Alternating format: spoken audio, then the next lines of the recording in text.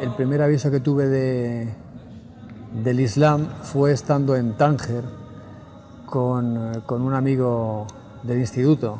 Tendríamos unos 19 años. Una mañana, a primera hora, antes del alba, estábamos en una casa de la Medina de Tánger y estando en la azotea de la terraza comenzó la llamada a la oración, el adán de Fajr.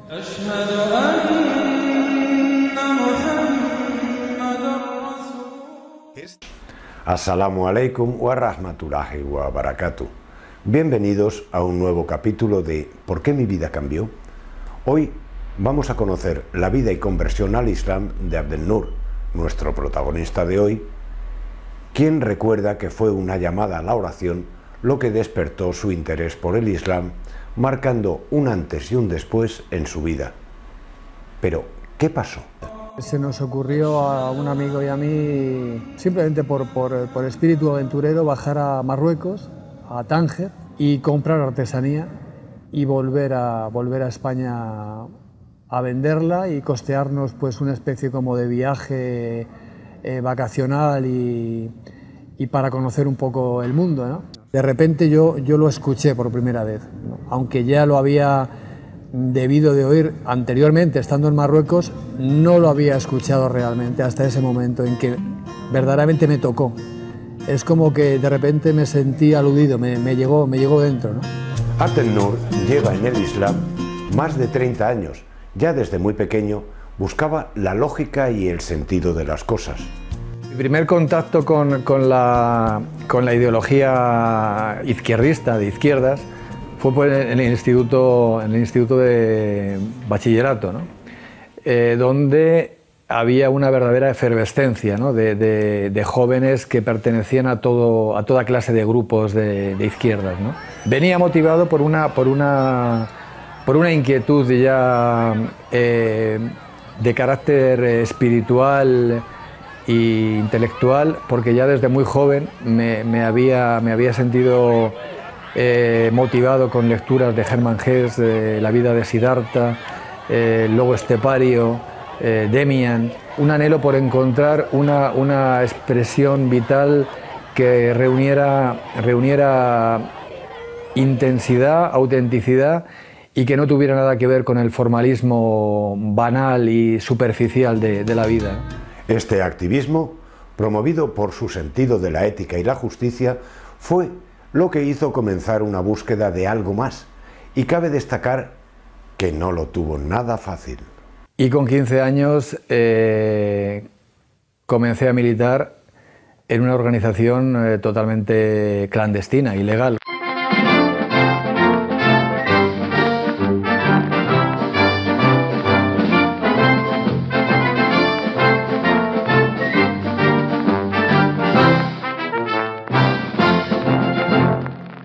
Y fue un periodo muy intenso y muy, en alguna medida peligroso, porque la época era totalmente convulsa, ¿no?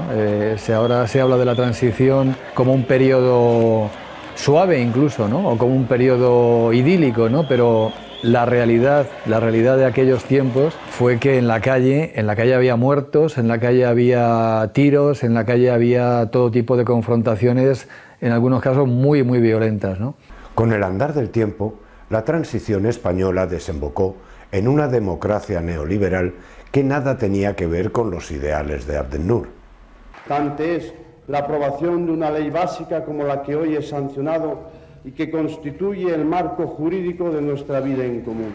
Después de la constatación de que la transición española, la transición del franquismo, hacia la democracia quedaba en lo que quedó, es decir, en un sistema capitalista parlamentario que no llevaba a ningún sitio y que no colmaba ningún tipo de las aspiraciones que yo mantenía anteriormente. Lo que experimenté fue un vacío existencial muy fuerte, ¿no? Me convertí en una especie como de viajero trotamundos, en el sentido de que anhelaba encontrar la expresión vital que pudiera colmar esa ansiedad que yo tenía interna. Sus viajes, una constante en su vida, le habían llevado a Nicaragua a conocer la revolución sandinista, que tampoco resultó ser lo que él esperaba. Estuve unos 5 años viajando sin volver a España, ¿no? Por medio mundo, por decirlo así.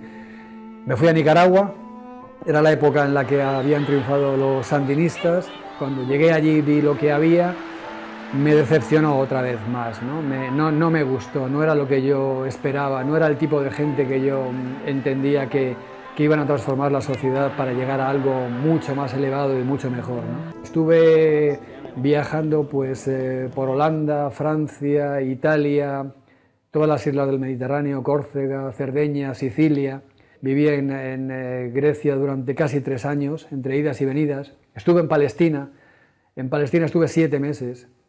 En la época tenía el nombre único de Israel, es decir, no había ni territorios autónomos palestinos, ni nada que se le pareciera. Y vi lo que era aquello. Aquello me marcó también bastante porque entendí que aquella situación era verdaderamente, para los palestinos, para el pueblo palestino, era un verdadero infierno en la tierra. Abdel-Nur ha tenido el privilegio de ver el Islam en España desde sus inicios, cuando las cosas para los musulmanes eran aún distintas, difíciles para ser más exactos. Los primeros musulmanes españoles estaban haciendo shahada en Londres en 1975 y en el mes de noviembre, es decir, prácticamente coincidiendo con la muerte de Franco. Es una cosa bastante curiosa, ¿no? ¡Arriba España! Creo que eran cinco jóvenes españoles. Todos ellos tienen hijos, incluso algunos de ellos tienen nietos ya. Es decir, que hay 3 generaciones de musulmanes españoles, aunque la tercera es todavía muy jovencita, ¿no? Un grupo que en el 79, cuando yo les conocí, podrían ser cercanos a 20, por ejemplo. La primera sensación al entrar en la casa de la calle de la Cara, en Córdoba, al verles haciendo la oración, fue el reconocimiento de que era una religión viva. El reconocimiento de que la postración en el suelo, el poner la cabeza en el suelo, para mí fue directamente el reconocimiento de una adoración pura. La connotación negativa, violenta, el término terrorista asociado directamente con el término Islam, es decir, ni existía, es decir, no había absolutamente ninguna ligazón. Lo que tenía asociado el Islam para la gente que no era musulmana, los españoles de la época, se remitía directamente a la época de Al-Ándalus. Y tenía una connotación exótica, un poco romántica tal vez, pero tenía la idea principal, yo creo que primaba, era que Córdoba, por ejemplo, Córdoba había sido la luz de todo Occidente. Lamentablemente podríamos preguntarnos si ahora no sería totalmente para mí imposible ese acercamiento, teniendo en cuenta lo que lleva asociado ya el término Islam. La semilla del Islam ya había sido sembrada en su corazón y poco a poco comenzaba a germinar. Precisamente este paso le sucedió ya en la apasionante ciudad turca de Estambul. Estando en Turquía un viernes, porque era un yuma, vi entrar a la gente que entraba en grandes hileras hacia la mezquita azul de Estambul, y sin haberlo ni pensado ni premeditado en absoluto, ni tenerlo en la mente, no pude hacer otra cosa nada más que dirigirme hacia dentro de la mezquita y ponerme a hacer la oración. Imité sus movimientos, me postré de la mejor manera que pude, pero no recordaba exactamente cómo se hacía la oración. Lo que sí puedo atestiguar es que por decirlo así, es como un imán que me atrajo y que yo no pude evitar en absoluto.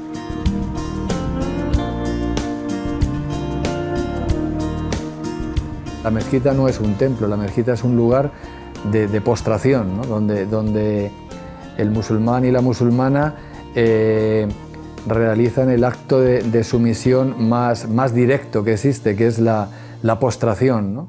Un buen día, Abdel-Nur estaba con sus amigos hispano-musulmanes en Córdoba y de manera natural su compañero Ahmed tomó su mano y le llevó a hacer la shahada. Era 1986 y nuestro protagonista abrazaba oficialmente el Islam, siendo ya un musulmán más.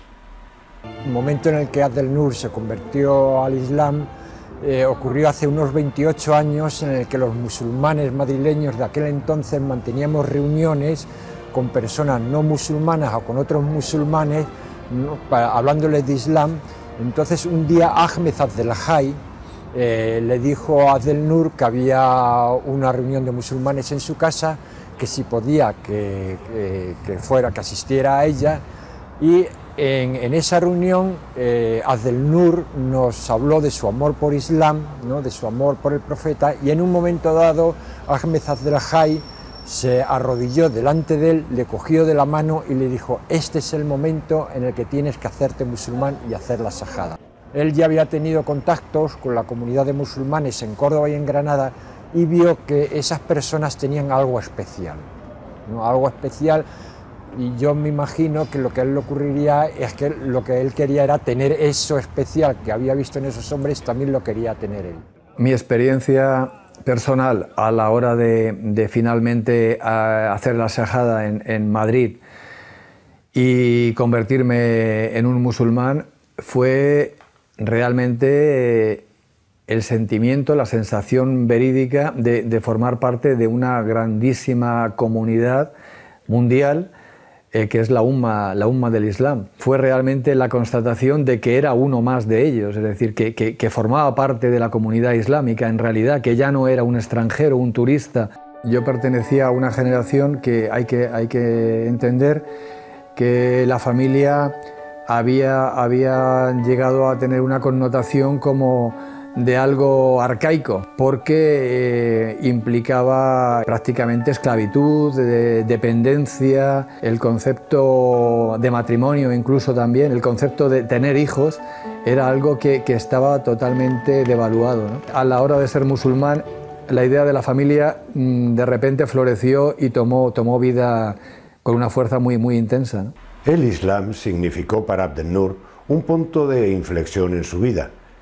Y hasta aquí la historia de este viajero inconformista que siempre buscaba la verdad y acabó encontrándola en el Islam.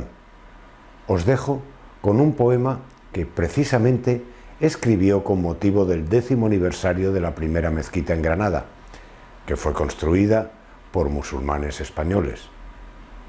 Nos vemos en el próximo programa, Inshallah. Assalamu alaikum wa rahmatullahi wa barakatuh. El aire dejó de estar triste tras siglos de añoranza, de ausencia helada. Dejó de estar triste el aire en Granada, al vibrar con el sonido de la inconfundible llamada. El penetrante Adán convocando a la oración musulmana, lanzado desde lo alto del Albaicín, dirigido al corazón de las almas de Granada. De planta entera alzada, tras una ausencia helada, hay una mezquita en Granada, con una década cumplida y raigambre milenaria. A la adoración pura el alminar llama, a la adoración pura, no asociada, no adulterada, a la postración del ego ante el único existente, el viviente. Tras siglos de añoranza, el aire vibra, transmite la llamada. Estamos vivamente agradecidos. Allah nuestro Señor es generoso, es compasivo.